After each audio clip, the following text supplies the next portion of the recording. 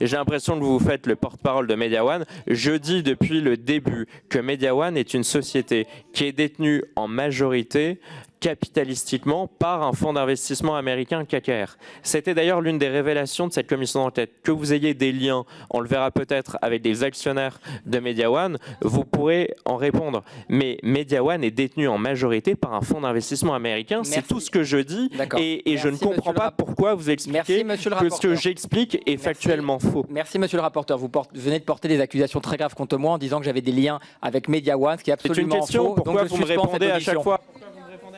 Merci, messieurs les ministres. Mais non, mais Jérémy, franchement, mais qu'est-ce que tu fais là?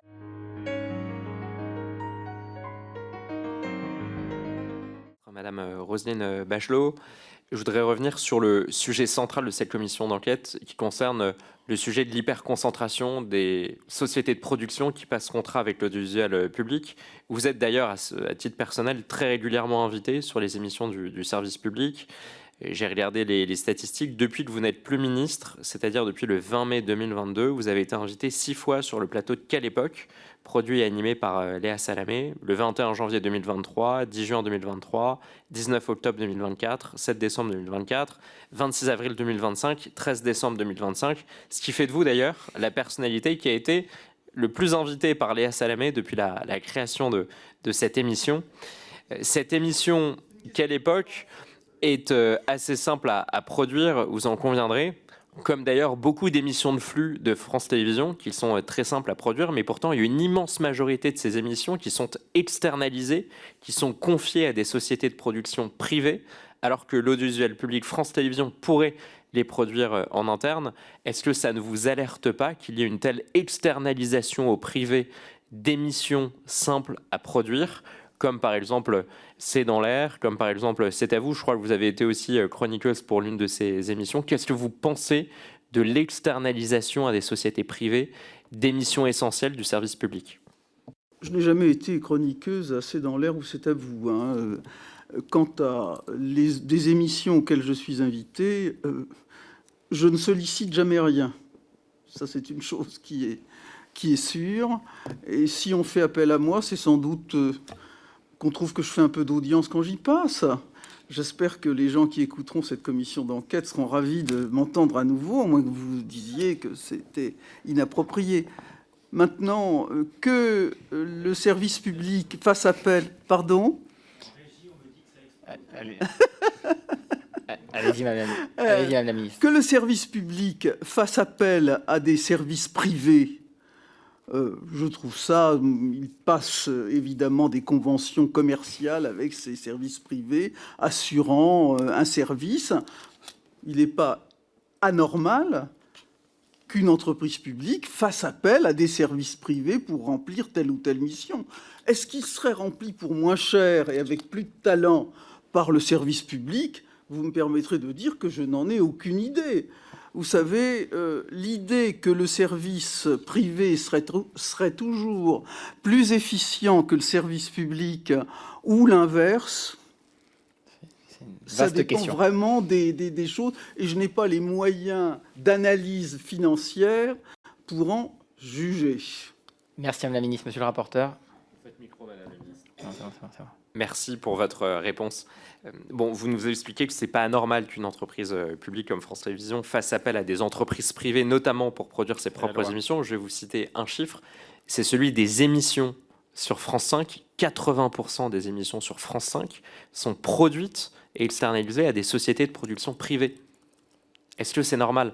Je sais qu'il y a une grande partie du spectre politique qui s'émeut, ou en tout cas... qui refuse notamment qu'on parle de ce débat de privatisation de l'audiovisuel public. Mais quand on voit qu'il y a une telle proportion d'émissions importantes du service public qui sont aujourd'hui externalisées et produites par des sociétés privées, est-ce que la privatisation aujourd'hui n'est pas déjà à l'œuvre? Quand on entendait notamment des syndicalistes qui sont venus répondre à nos questions, certains, notamment de Force ouvrière, nous disaient il y a un risque d'externaliser autant d'émissions du service public à des sociétés de production privées, notamment sur le manque de contrôle de la ligne éditoriale. Vous, en tant qu'ancienne tutelle de France Télévisions, ancienne ministre, est-ce que vous déplorez pas ce risque d'ultra-externalisation et d'ultra concentration des contrats de production passés entre quelques sociétés privées, parce que ce sera le tout dernier point de ma question. Quand je vous dis que 80% des émissions de France 5 sont externalisées, elles le sont auprès de 2 sociétés seulement, Together Media et Media One. Donc ça alimente encore plus ce système d'hyperconcentration. Est-ce que vous ne voyez pas un risque de privatisation ou d'externalisation totale de missions essentielles du service public? Il ne faut pas confondre privatisation et recours à des services privés. Ça n'a évidemment absolument rien à voir. Et on passe commande à un fournisseur à qui on demande un certain nombre de caractéristiques dans les émissions qu'on veut produire. Et l'acheteur, qui est en l'occurrence le service public, a tous les moyens de déterminer auprès de son fournisseur les caractéristiques du produit ou du service qu'il veut acheter. Il n'y a pas du tout d'antinomie dans ces choses-là. Et effectivement, le métier de la production télévisuelle et cinématographique devient un métier de plus en plus compliqué, qui exige des équipes de plus en plus complexes, qui exige la création de contenus de plus en plus élaborés. Moi, si le service public, dans ses équipes en interne, le fait, très bien. Mais la question que vous posez, où il y aurait en quelque sorte une privatisation rampante, ne me paraît pas devoir être retenue. Merci, monsieur le rapporteur. Si, madame la ministre, vous expliquez que ça n'a rien à voir, que l'externalisation et le recours à des sociétés privées pour des missions de service public n'a rien à voir avec la privatisation. Qu'est-ce que vous diriez, par exemple, si on externalisait les fonctions de la police nationale à des sociétés privées, y compris des sociétés étrangères? Parce que Media One qui... Media One, je vous laisserai répondre, madame la ministre, mais Media One, qui est l'une des 2 sociétés à bénéficier de 80% notamment des émissions de France 5, Media One est la première société de production à bénéficier des contrats avec France Télévisions à hauteur de 110 millions d'euros par an. Media One est détenu à plus de 50% par un fonds d'investissement américain, KKR. Vous voyez un peu l'analogie que je fais. Pour vous, ancienne ministre de la Culture, il n'y a pas de problème. Il n'y a pas de problème, et laissez-moi aller au bout de ma question, il n'y a aucun problème à ce que le service public et l'argent du contribuable aillent financer des sociétés privées détenues à l'étranger pour produire des émissions importantes du service public. Pour vous, il n'y a aucun sujet derrière cette question-là. Alors allez-y, maintenant 2 secondes, madame la ministre. Madame la ministre, une seconde, 2 secondes, madame la ministre. Madame la ministre, je crois avoir déjà répondu complètement, monsieur le rapporteur, à votre question. Quant à l'analogie avec la police qui fera appel à des milices privées, pardon, mais ce n'est pas recevable. On est sur les fonctions majeures de l'État. Sans compter qu'il y a un certain nombre de polices municipales, mais enfin c'est tout de suite la police, c'est évidemment la puissance publique qui les détient et qui les dirige, de la même façon que je n'aurais pas l'idée saugrenue de faire appel dans ces fonctions pour la défense, les affaires étrangères, la justice ou la police. Il ne faut pas faire des confusions de cette nature. Merci. Et monsieur le rapporteur, je le dis, la désinformation, ça a bien 2 minutes. Media One, c'est un groupe français qui a son siège à Paris et qui a effectivement des actionnaires divers et variés. On va les auditionner, on va leur demander des comptes. Je le dis parce que cette audition est gardée. On va leur demander des comptes sur leurs liens, le fonctionnement avec le service public et notamment avec France Télévisions. Mais arrêtez de nous faire croire que Media One est un agent de l'étranger. C'est un champion européen dont le siège est en France. On peut ensuite s'interroger sur ses actionnaires, mais ne dites pas, s'il vous plaît. Je peux aussi suspendre si vous trouvez que mes remarques sont insupportables. Hein. Monsieur le Président, vous détournez mes propos. Une entreprise... L'ensemble des membres de cette commission, quel que soit leur bord politique, les ont compris comme moi et 4 ministres de la Culture comme moi. Est-ce que vous pouvez me laisser répondre? Une entreprise, capitalistiquement,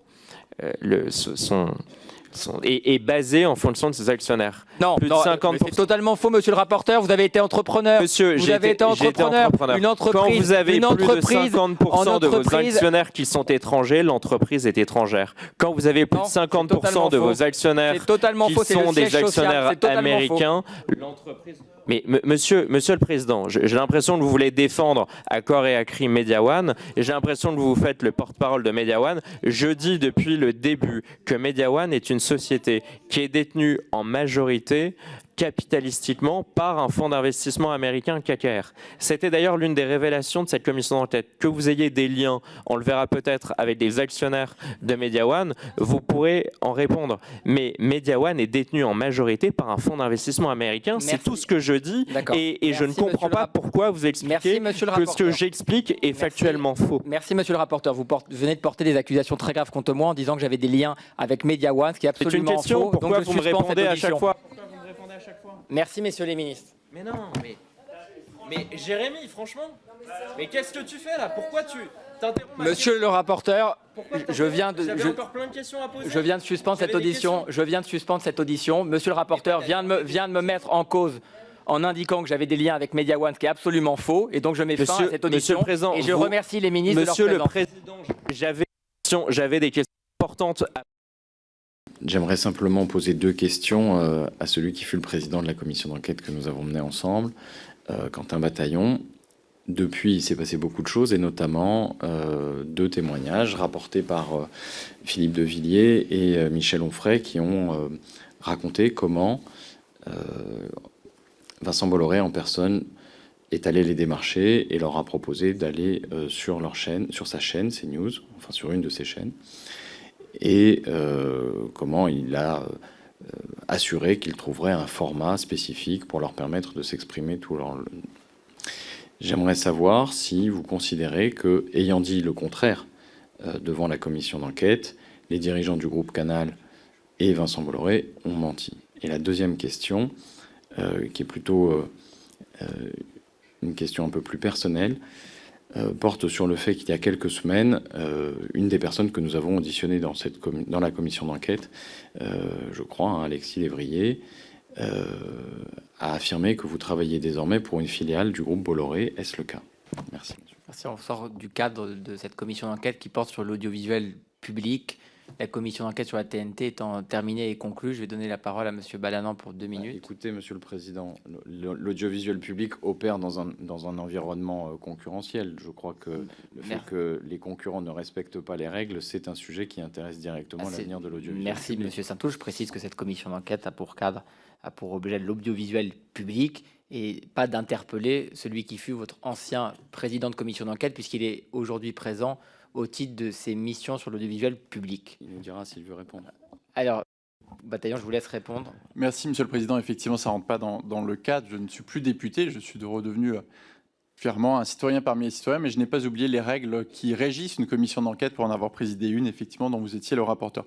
Sur la première question, ce que vous laissez entendre, c'est qu'effectivement, quant à l'intervention sur les médias, il y aurait une forme de parjure, en tout cas d'une information qui aurait été tronquée devant la commission d'enquête. Il me semble, déjà je ne suis plus député contrairement à vous, que depuis vous en êtes ému par écrit auprès de la présidente de l'Assemblée nationale qui est Yaël Braun-Pivet et qui a donc toute compétence pour vous répondre et si elle le juge, si elle constate elle-même une forme de parjure, de mener toutes les suites qu'elle a à mener. En tout cas, ceci n'est plus de ma compétence, n'étant plus le président de cette commission d'enquête et je sais que vous avez interpellé la bonne personne pour ceci. Je sais que Yaël Braun-Pivet